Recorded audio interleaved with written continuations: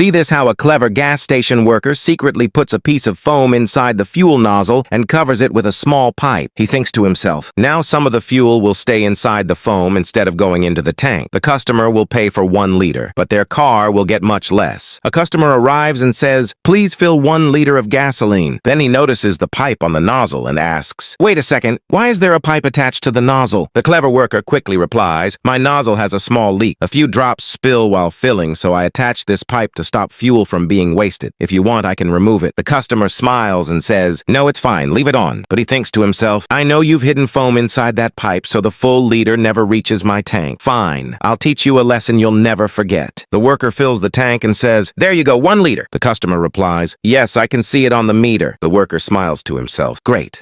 My first scam worked. A few moments later, another man arrives carrying a bottle. He says, please fill 1 liter into this bottle. The worker suddenly gets nervous. If I fill the bottle, he'll see the foam inside the pipe and my trick will be exposed. So he says, sorry, we don't fill bottles. Bring a vehicle if you want fuel. The man laughs and says, the real reason is that your secret would be exposed. The worker quickly replies, no, that's not true. We just care about every single drop of fuel. The first customer asks, how much do I owe you? The worker replies, 320 rupees. Just then, another man walks up and says, brother, can you change this 5,000 rupee note? The worker replies, sorry, I don't have enough change. The customer immediately tells the man, they never give change unless you buy something. Then he hands the 5,000 rupee note to the worker and says, can you check if this note is real? The worker carefully checks it and says, yes, it's real. He hands the note back. The customer quickly says, then keep the note and deduct my fuel payment from it. At the same time, he tells the other man, I have change. I'll exchange it for you. The worker gives the customer the remaining cash. The customer secretly adds some of his own money and hands the other man the full change. Then both men leave together. Later, the worker gives all the day's cash to the station owner. The owner checks the money and suddenly says, this 5,000 rupee note is fake. The worker freezes. What? How is that possible? Then he realizes the truth. Just as he had been cheating customers, one smart customer had tricked him. Holding his head in shock, he says, wow, he was even smarter than me. I got scammed by my own trick.